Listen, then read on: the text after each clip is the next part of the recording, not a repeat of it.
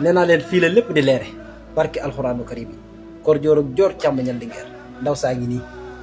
kii mooy saay-saay bu mag bi kii moo jóg pour pièce sëñ bi mi ngi nii kii mooy Aïda kii moo duggoon démb ci live ba di wax ne sëñ bi daf ma doon sàkku te xoolal nee naa leen audio yi ngeen yore nii bu fekkente ne mooy seen preuve dem leen ngeen wuti preuve audio yii yoon montage la dugal ci ay wax ba noppi ndaw si amul preuve benn ndaw si ni mu duggee ci sëñ bi daa nekk si ay jafe-jafe problème mu 15 millions ci benn naar kii ma taf nii mooy taalibe sëñ bi nga xam ne ci moom la jaare woon Ablaye Diop mii ndaw si ameeloon na ko 1 million 500 bu porte ko plainte audio yii ngeen gis mu koy teg après dinaa leen ko tegal A ba Z damaa nekk si liggéeyukaay bi mais nee naa leen yéen ñi nga xam ne ay taalibe Serigne Touba ngeen dama ne na seen xel daal te xam ne lii nii dara du si dëgg gars yi amuñu audio yu bees audio yi yàgg la 2022 la ndaw si am problème du amee problème mu 15 millions yi fexe ba jaar ci Ablaye Diop mi maanaam ne ko damaa gént sëñ bi mu di ma ñaanal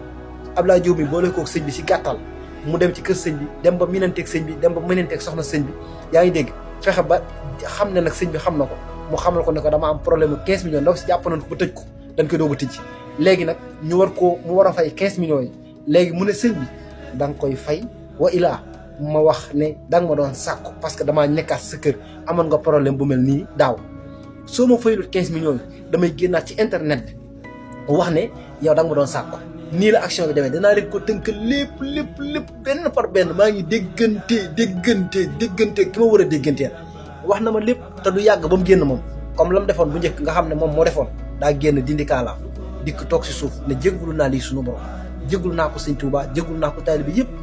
waaye wax ji nii du si wax parce que laalewu ci tëxtawu ci kuy xaar sëñ bi wax doo ko dégg man maa leen wax loolu